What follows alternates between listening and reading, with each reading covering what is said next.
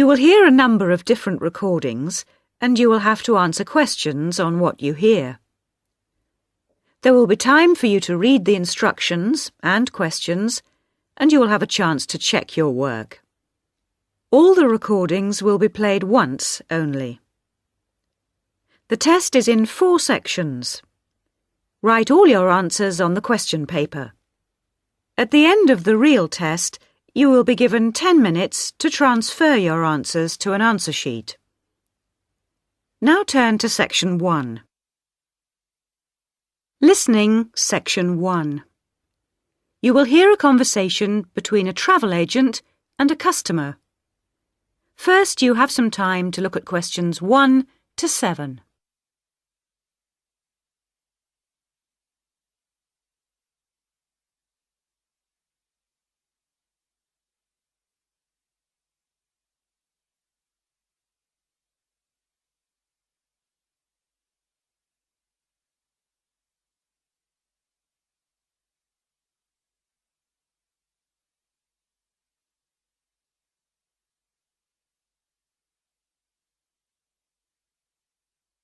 You will see that there is an example that has been done for you.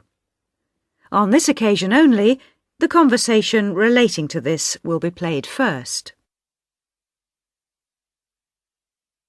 Good morning. Can I help you?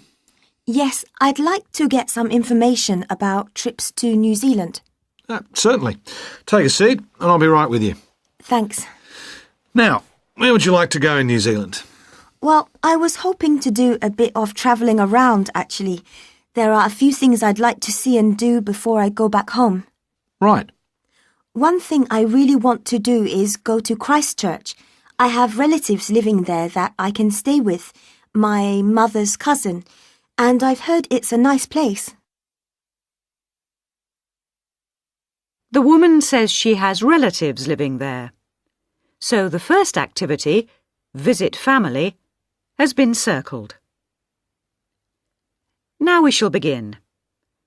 You should answer the questions as you listen, because you will not hear the recording a second time.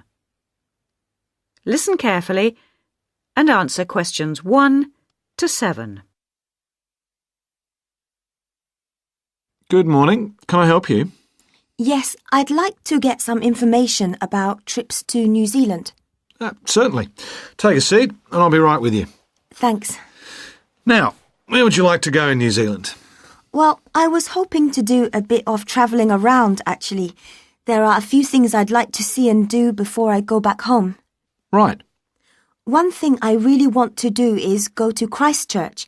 I have relatives living there that I can stay with, my mother's cousin, and I've heard it's a nice place. Yes, it's a lovely city. And staying with relatives will help with the budget, of course. The budget? It will save you some money. Oh, right. Well, I'm not too worried about that. I've saved quite a bit of money working in Australia. Oh, that's nice. Good for you. Well, you know that New Zealand consists of 2 main islands, the North Island and the South Island, and Christchurch is on the South Island. Is it? I was never very good at geography at school. Do you have a map I could look at? Sure. Here we are. Right, I see. And, well, then I'd also like to spend some time in Auckland, and maybe I could do an English language course there. Can you organise that sort of thing for me? Oh, certainly. We'd be happy to arrange that. But bear in mind that Auckland is in the North Island. OK. And I'd also like to do some skiing or maybe even some snowboarding. I hear New Zealand is a great place for that. Yes, absolutely. But you should go to Auckland first for your studies, and then you can get the ferry across to the South Island and take the bus down to the snow. Oh, I don't like boats very much. I'm not much of a sailor. I think I prefer to fly. Right. What about joining a walking tour? That could be really fun.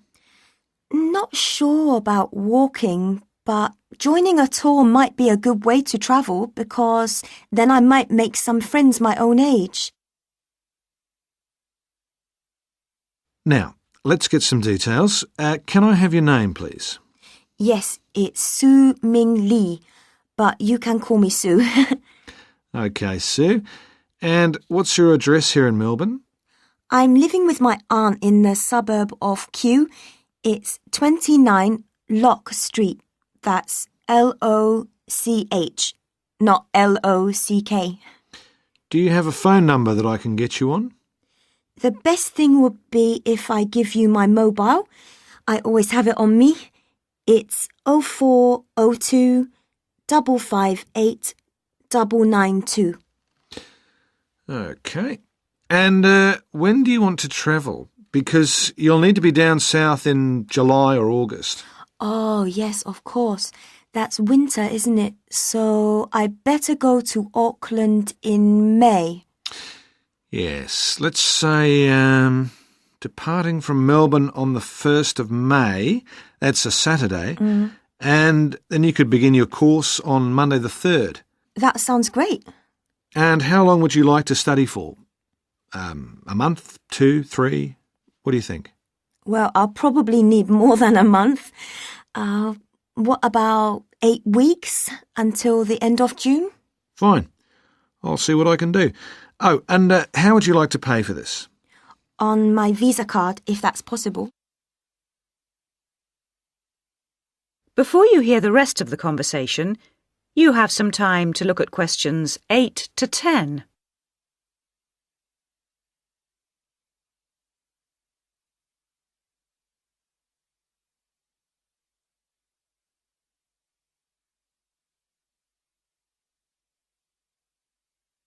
Now listen and answer questions 8 to 10. Hello, Sue. It's Angelo from Cosmos Travel here. I've booked your flight and I've found you an English college called the Harbour Language Centre. Great. Where exactly is that? Well, have you got that little map I gave you yesterday? Yes? You see where the harbour is with the 3 wharves and the water? Yes. Got that?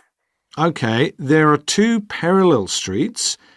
Quay Street, that's Quay, and Customs Street. The building where the college is located is on Quay Street, opposite Prince's Wharf. Right. Got it.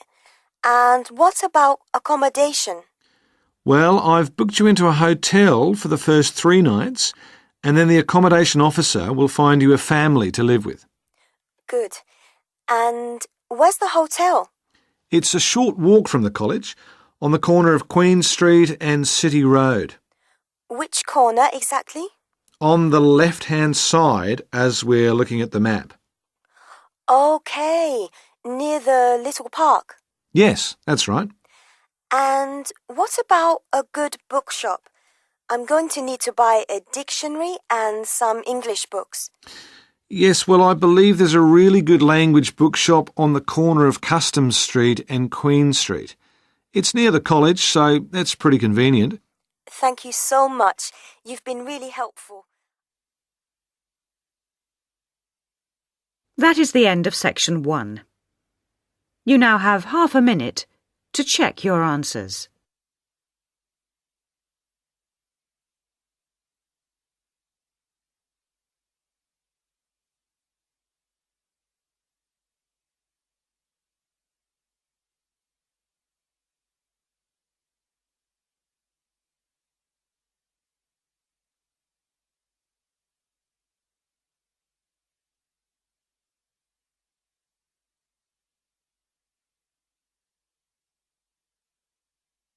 Now turn to section 2. Listening, section 2. You will hear an extract from a radio program about a famous bridge. First, you have some time to look at questions 11 to 18.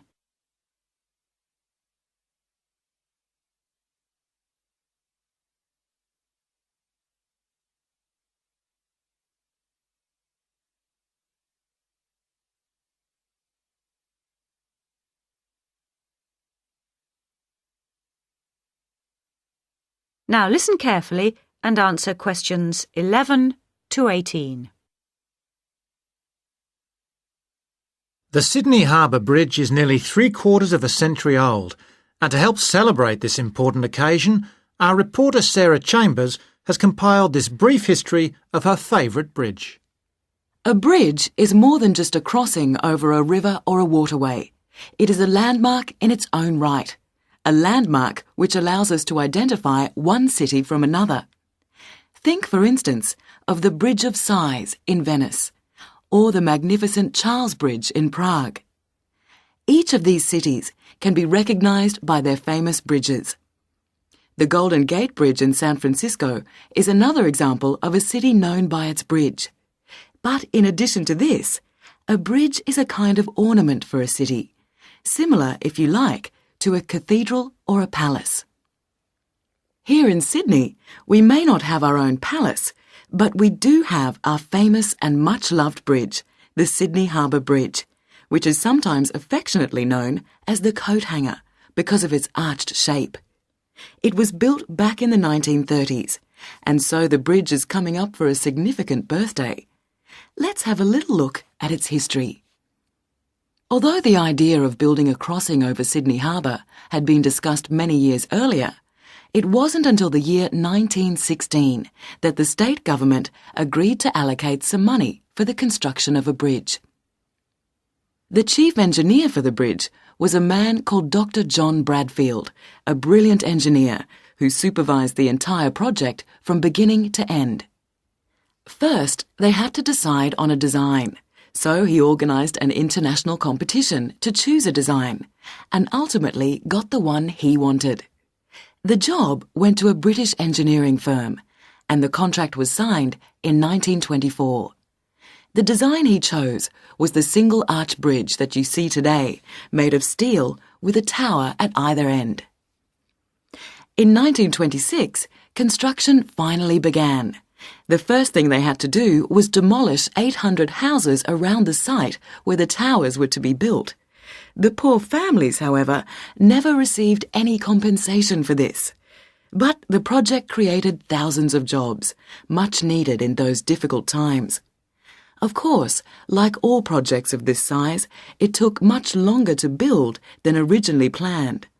It was supposed to have been finished by 1930, but actually it wasn't completed for another 2 years.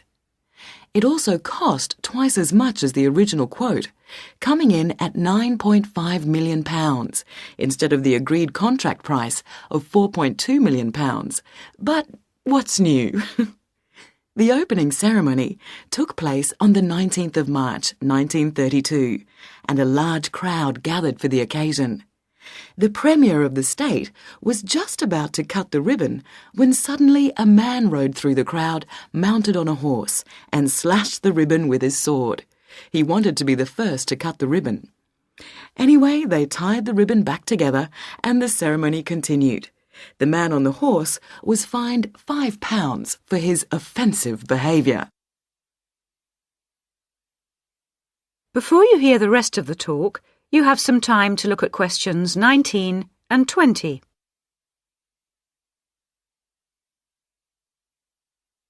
Now listen and answer questions 19 and 20.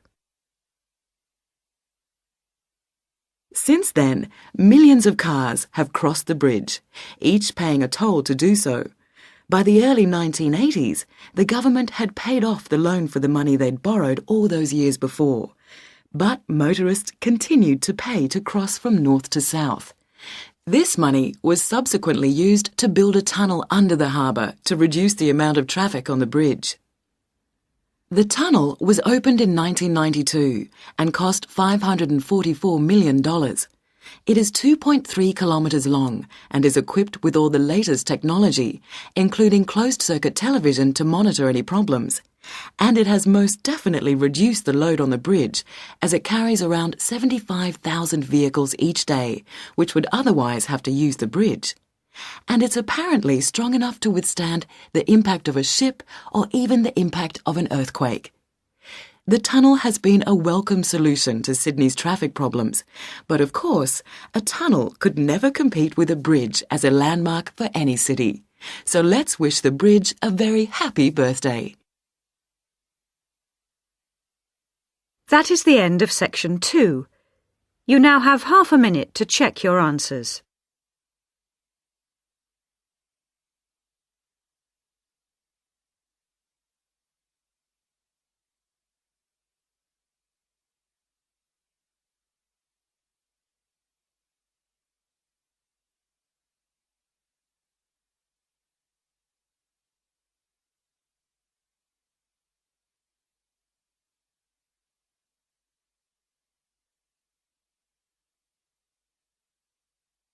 Now turn to section 3.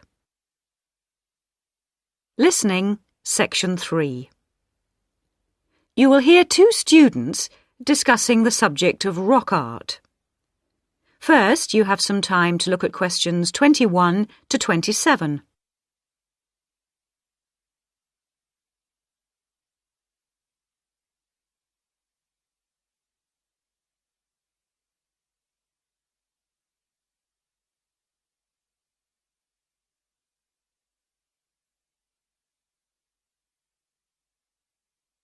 Now listen carefully and answer questions 21 to 27.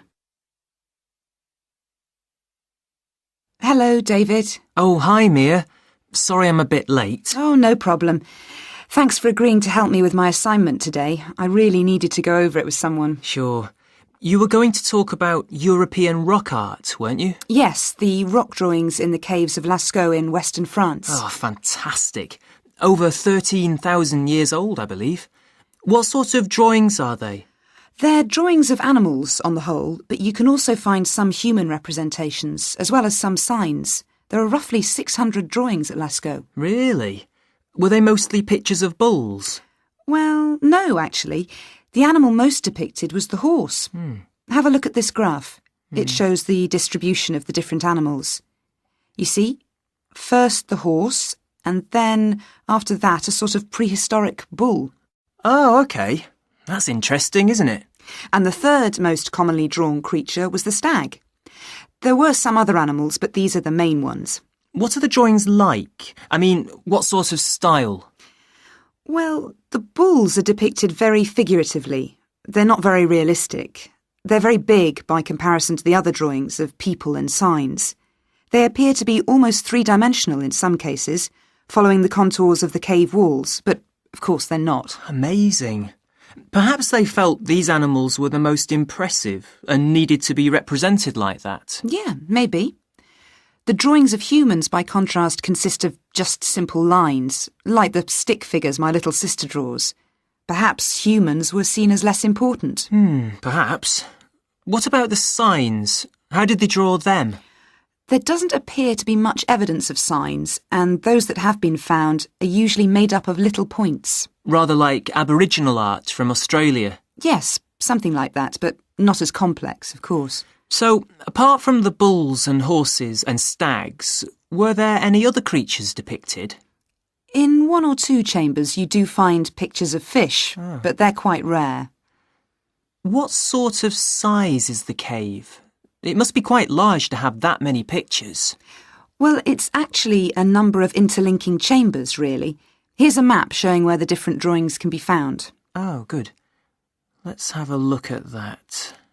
The first 20 metres inside the cave slope down very steeply to the first hall in the network. That's called the Great Hall of the Bulls. Here. OK. Then, off to the left, we have the Painted Gallery, which is about 30 metres long and is basically a continuation of this first hall. But further into the cave. Exactly. Then we find a second, lower gallery called the Lateral Passage. This opens off the aisle to the right of the Great Hall of the Bulls. It connects the next chamber with an area known as the Main Gallery. At the end of the Main Gallery is the Chamber of Felines. There are 1 or 2 other connecting chambers, but there's no evidence of man having been in these rooms. Before you hear the rest of the discussion, you have some time to look at questions 28 to 30.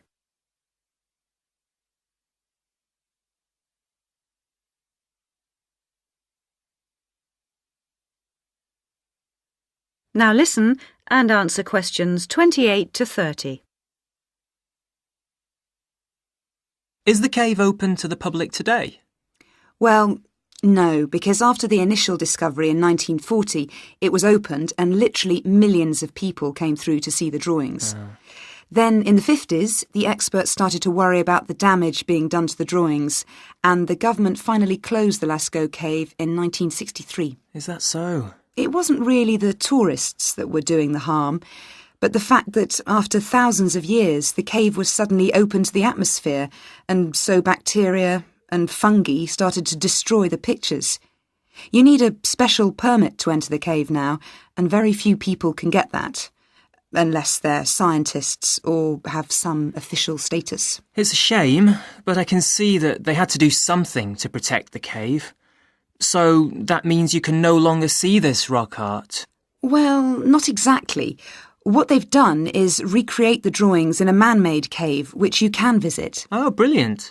Yeah, the authorities decided to reproduce the two best sections of the site, so they've created a life-size copy of the Hall of the Bulls and of the painted gallery. It's just a cement shell, which corresponds in shape to the interior of the original. So now you can visit the caves without actually harming any of the 13,000-year-old paintings. Mm-hmm. That is the end of section 3. You now have half a minute to check your answers.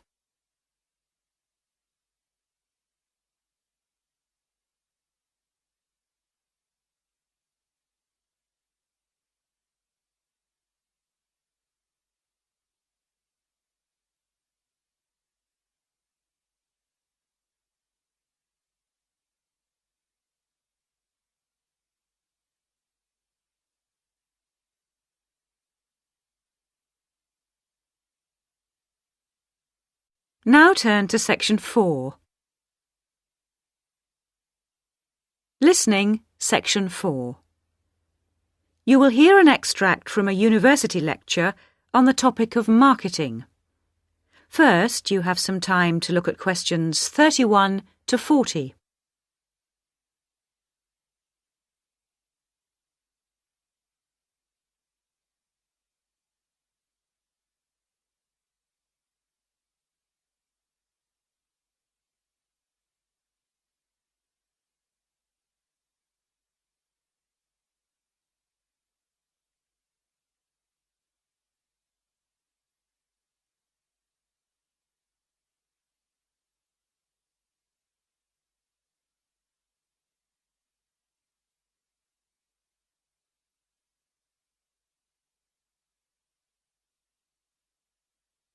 Now listen carefully and answer questions 31 to 40.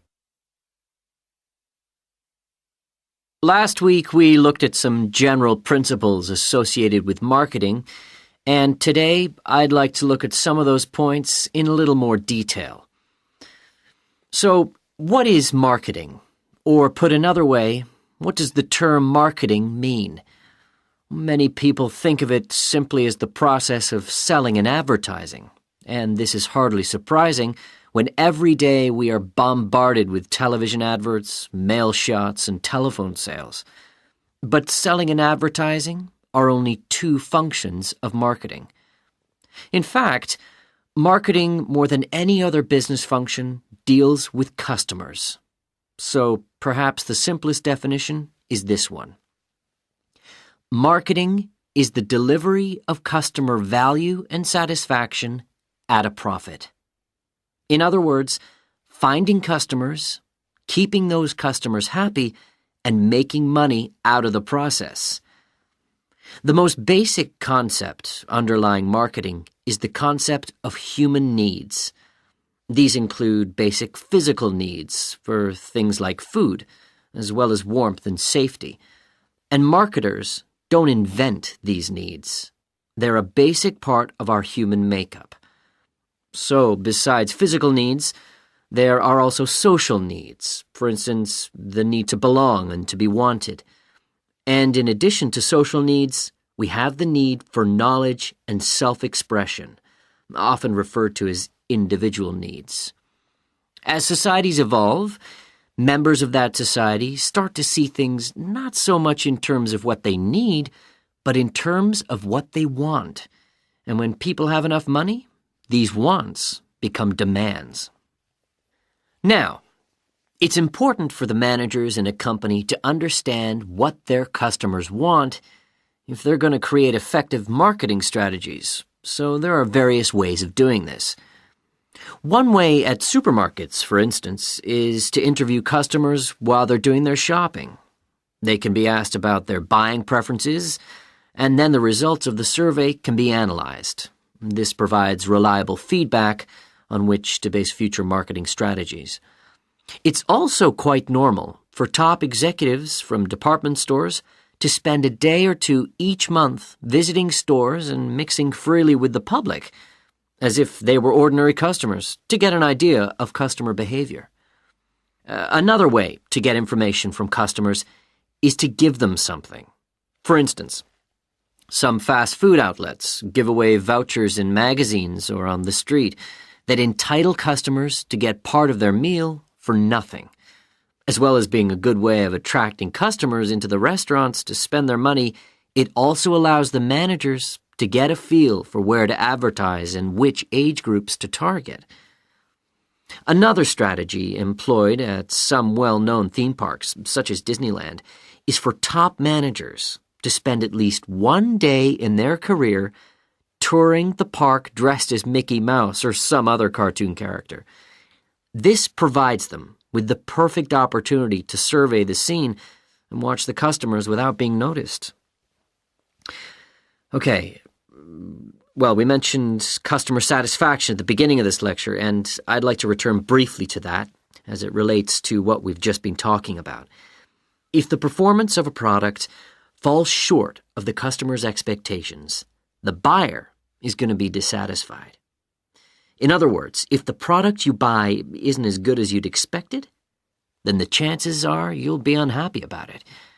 If, on the other hand, performance matches expectations and the product you buy is as good as you expected, then generally speaking, the buyer is satisfied.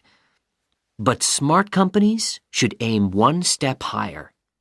They should aim to delight customers by promising only what they can be sure of delivering and then delivering much more than they promised. So then, if, as sometimes happens, performance is better than expected, the buyer is delighted and is twice as likely to come back to the store. Now, let's move on to look at the role of advertising. That is the end of section 4. You now have half a minute to check your answers.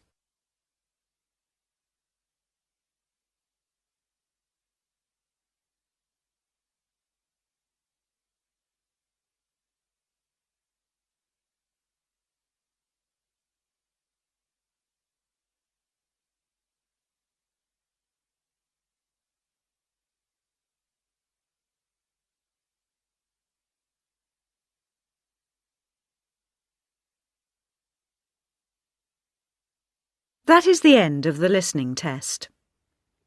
At the end of the real test, you will have 10 minutes to transfer your answers to the listening answer sheet.